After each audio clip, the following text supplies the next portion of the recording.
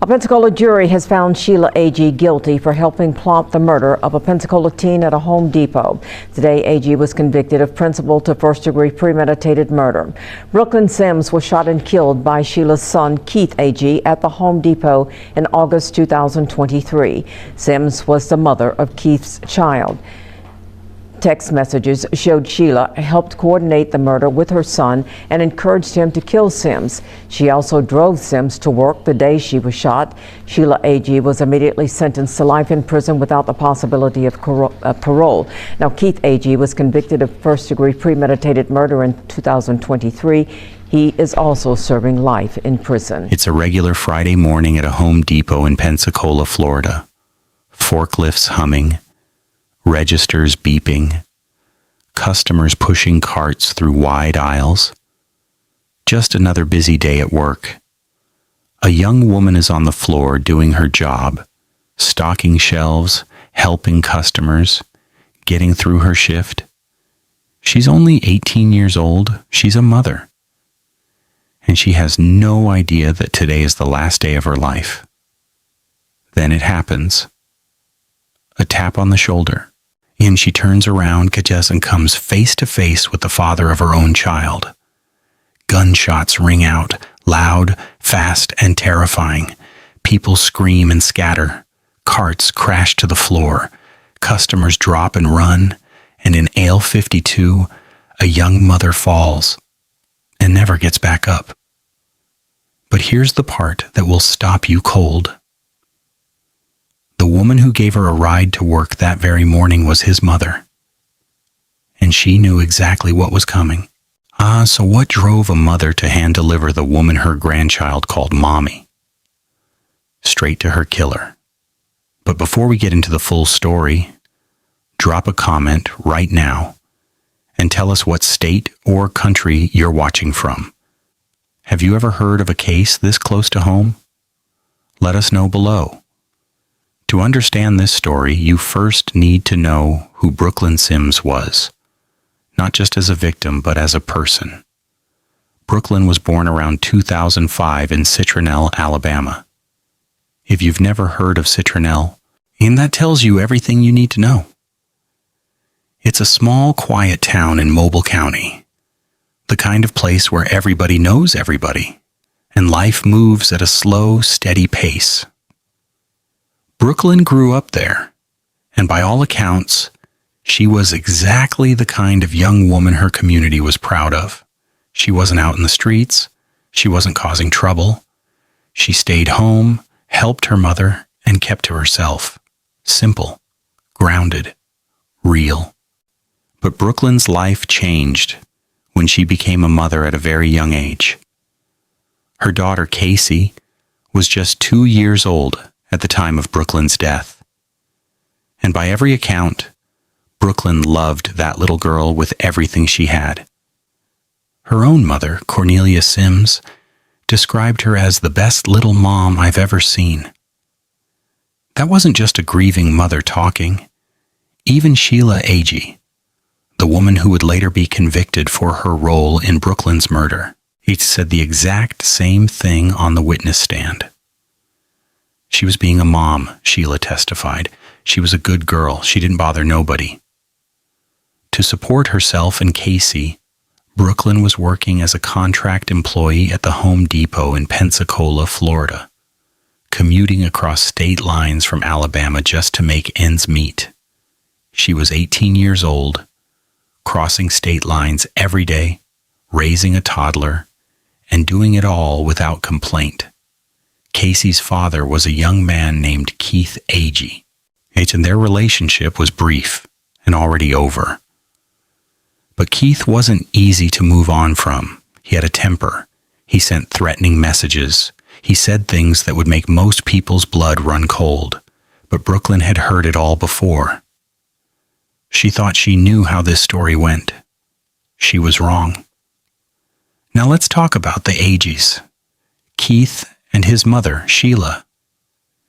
Keith Aggie was 20 years old. He was from Washington County, Alabama, not far from where Brooklyn lived. He was young, he was a father, and by all accounts, He had a serious problem controlling his anger.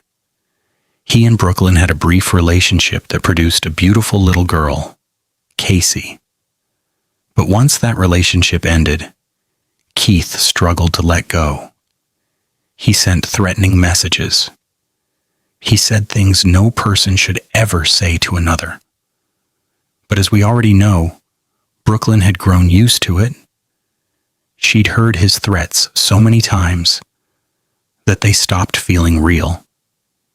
Then there was his mother, Sheila Agee. Sheila was 52 years old, and here's where this story takes a turn that most people never see coming. Sheila wasn't a stranger to Brooklyn. She wasn't some distant figure lurking in the background. Sheila was Brooklyn's co-worker. They worked together at the same Home Depot in Pensacola. They rode to work together. On the morning of August 11th, 2023, it was Sheila who picked Brooklyn up and drove her to that store. Let that sink in for a moment. And the mother of the man who would kill Brooklyn was also the woman who gave her a ride to work that day. And yet, standing in that courtroom later, Sheila looked the jury in the eye and said, "She was a good girl. She didn't bother nobody." She wasn't lying about that part. Brooklyn truly was a good girl, which makes what Sheila did next almost impossible to understand. Because on that same morning, something had already been set in motion. Something that started with a medical test result and a lie that would cost Brooklyn her life. On the morning of August 11th, 2023, Keith Agee got a medical test result that sent him over the edge. He had tested positive for gonorrhea.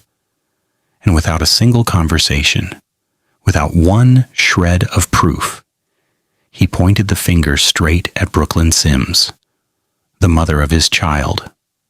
No questions, no discussion, just rage. Now, here's what makes this so hard to stomach. 6 days before the shooting, 6 days, Brooklyn had gone to the doctor. She got tested, and her results came back clean. No infection, nothing. She was completely clear. And what did Brooklyn do with that information? She texted a photo of her doctor's results directly to Sheila Agee, not to Keith, to his mother. Think about why Brooklyn would do that. She wasn't worried. She had nothing to hide. She simply wanted to clear her name with the family, and she trusted Sheila enough to send her the proof directly. But Sheila never showed that photo to Keith. She had the evidence sitting right there on her phone, proof that Brooklyn was innocent, and she said nothing, not a word. So when Keith came to Sheila that morning, burning with anger and blaming Brooklyn for his positive test, Sheila already knew the truth. She knew Brooklyn hadn't given him anything. She had the proof, and she still didn't stop him. That one decision to stay silent would seal Brooklyn's fate. Now, whether Sheila withheld that information on purpose or simply didn't think things would go this far, we may never fully know. But what we do know is this. An innocent 18-year-old girl was about to pay with her life for something she never even did. And what happened next was captured in black and white.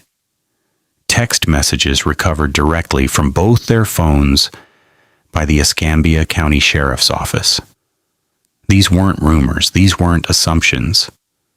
These were their actual words, sent back and forth on the morning Brooklyn Sims was killed.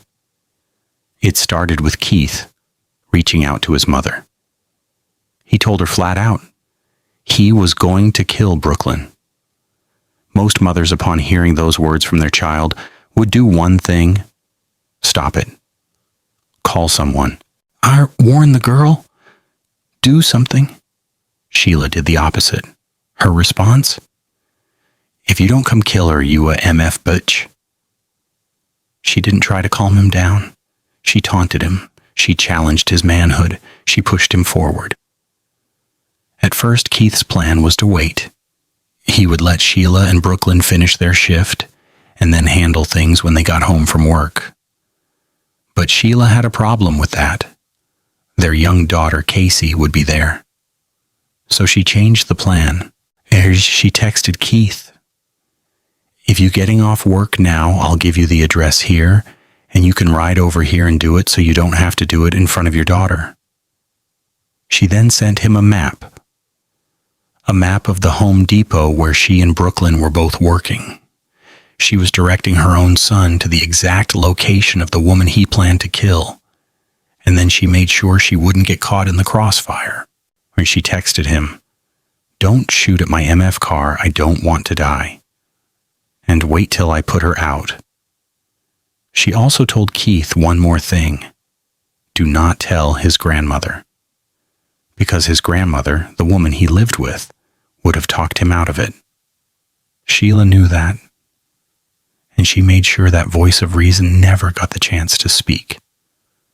Now here's the part that is almost unbearable to process. Because while all of this was happening, while these texts were flying back and forth, Sheila was standing right next to Brooklyn at work. And at some point that morning, she actually showed Brooklyn the messages from Keith. Brooklyn read them, and she laughed it off. She knows how Keith was, Sheila later testified. This kind of talk was normal for him. Brooklyn had seen it before, and nothing ever happened. She had no idea that this time her ride to work had already sent her killer the directions. And we want to hear from you, yes? Do you think Sheila Agee deserved life in prison for her role in Brooklyn's death? Drop your opinion in the comments below. And if you haven't already, hit that like button so more people can find this story.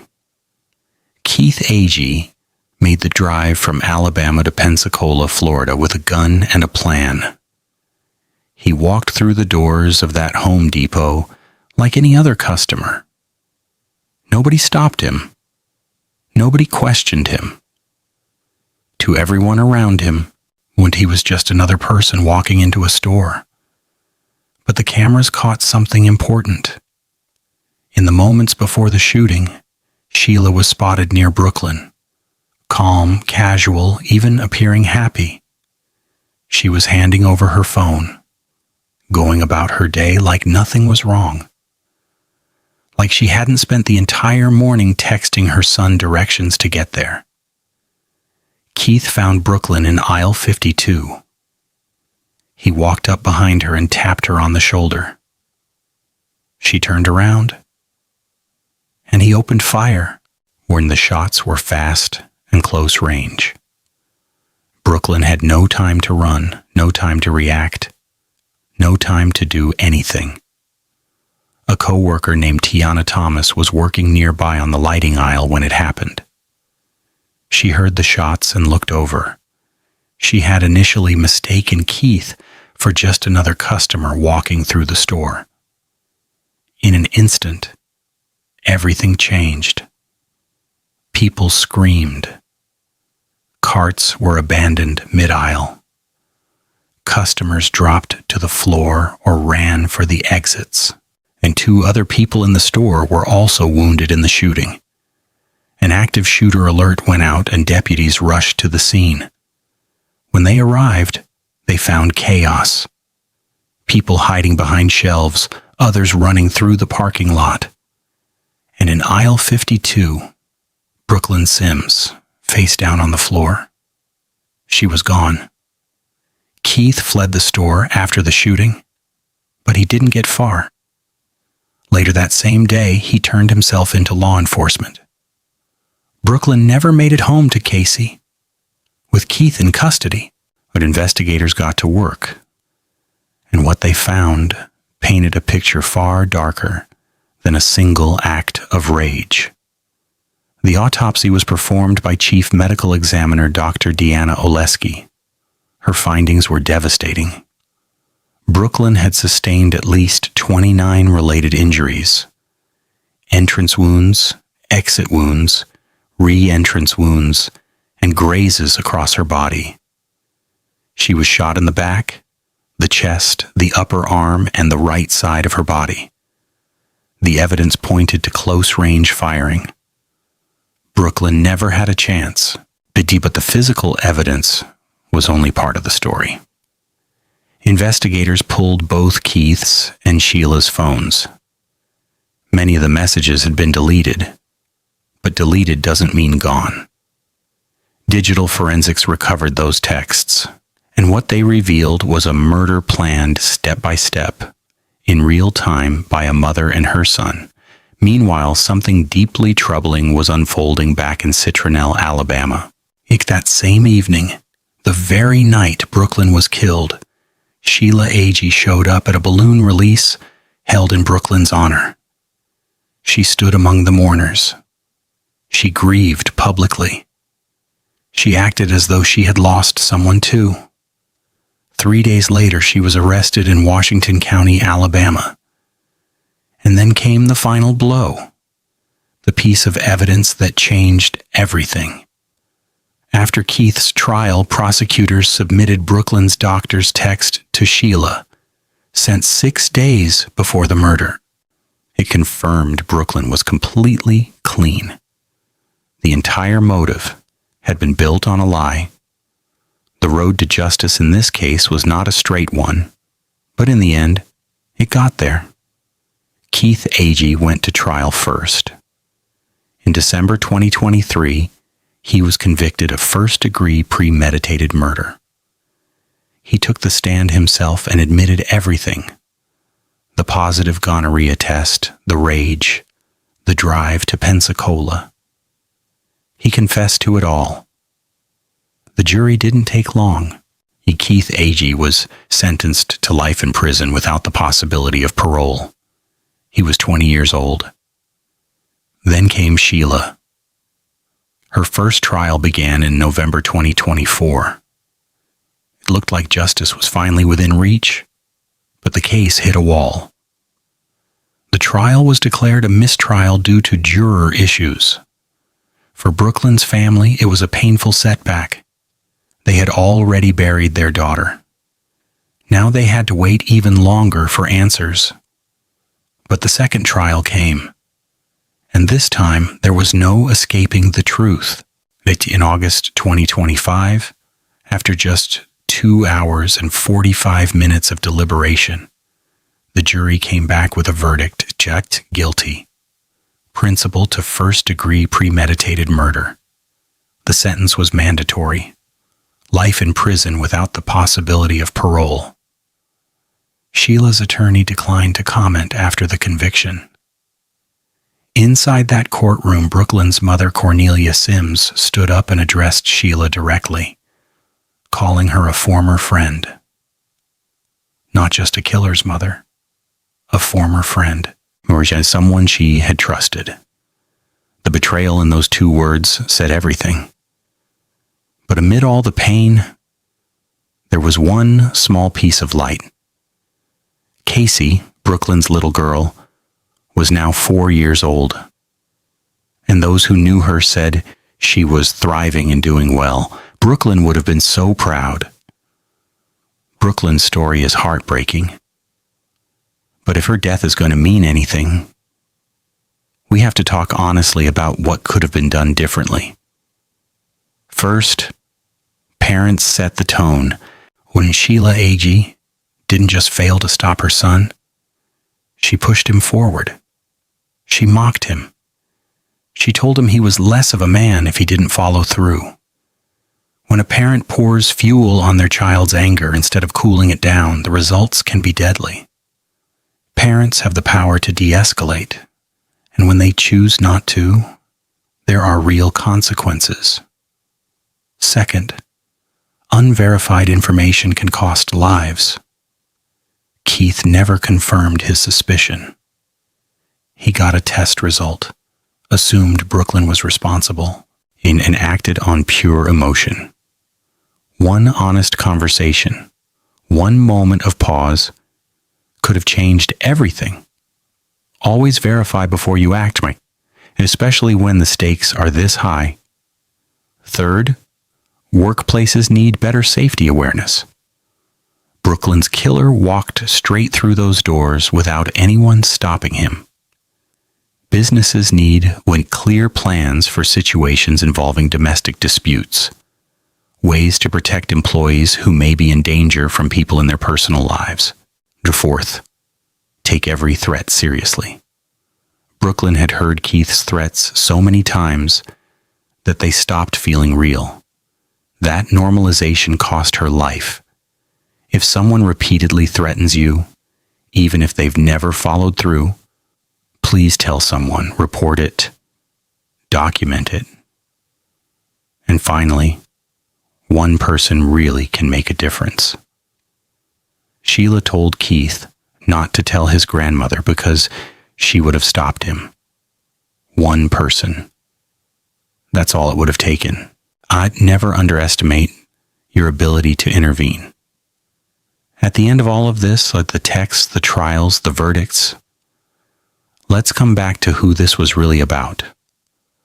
Brooklyn Sims was a teenage girl doing her absolute best. She woke up every morning, crossed state lines to go to work, and came home to a little girl who needed her.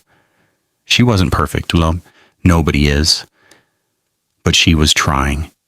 She was showing up. She was being a mother. Casey will grow up without her. Not because of anything Brooklyn did wrong, but because of a lie, a text message, and a mother who chose her son's anger over an innocent young woman's life. Brooklyn Sims deserved to grow old. She deserved to watch Casey take her first steps, start school, and grow into a young woman. She deserved better than aisle 52.